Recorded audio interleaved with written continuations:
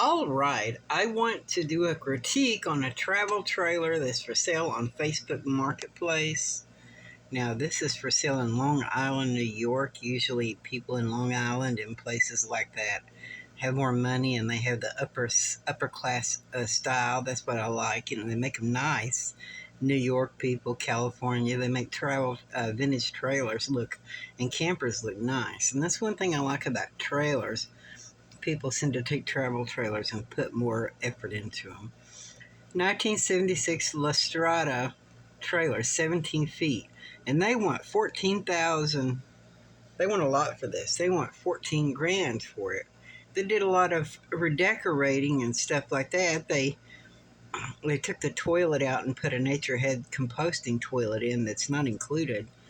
And they did some things like that. New electric, new ceiling, repaired roof, interior and exterior painted, fridge, freezer, bathroom with shower, TV, toaster oven, microwave, AC, spare tire, awning, screen door.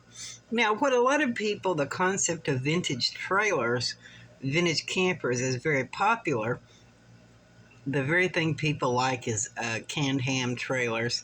Besides Airstreams, you like canned hams from the 50s, and it's in the concept of vintage and what is considered vintage, marches on. Vintage marches on. Classic marches on.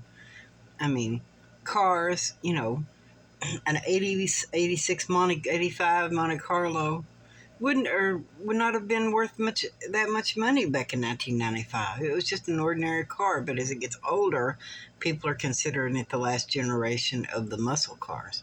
It was a muscle car built in the 80s. You know what I'm saying? It's like a muscle car now. Cars are like that. So it's kind of like a classic camper.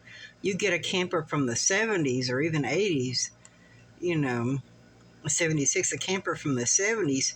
Younger people, these 70s campers are built before they were born.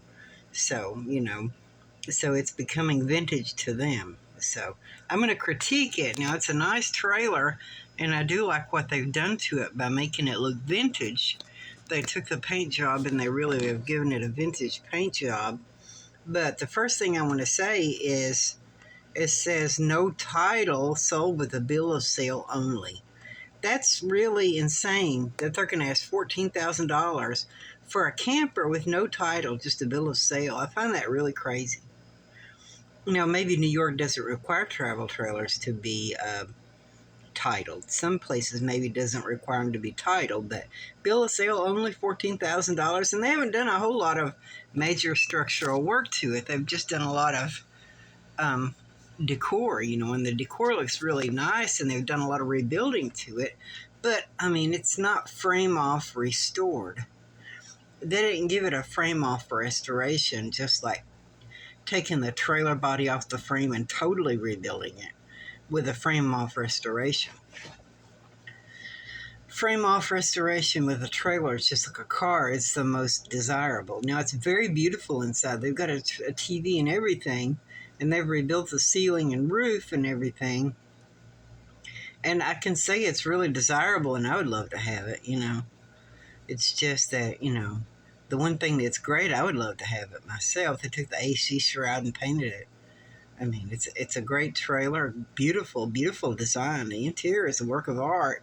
The only thing that kills it don't have a title to it. So some of these people that have these vintage trailers that are selling them without titles, and they're asking lots of money for these vintage trailers with no title, It's kind of like what my trailer is. My trailer is a dual axle, it has a 17-foot body. I'm sure it's the body, dual axle. So I just thought I would do my little review of that. And I will see you guys on the next one.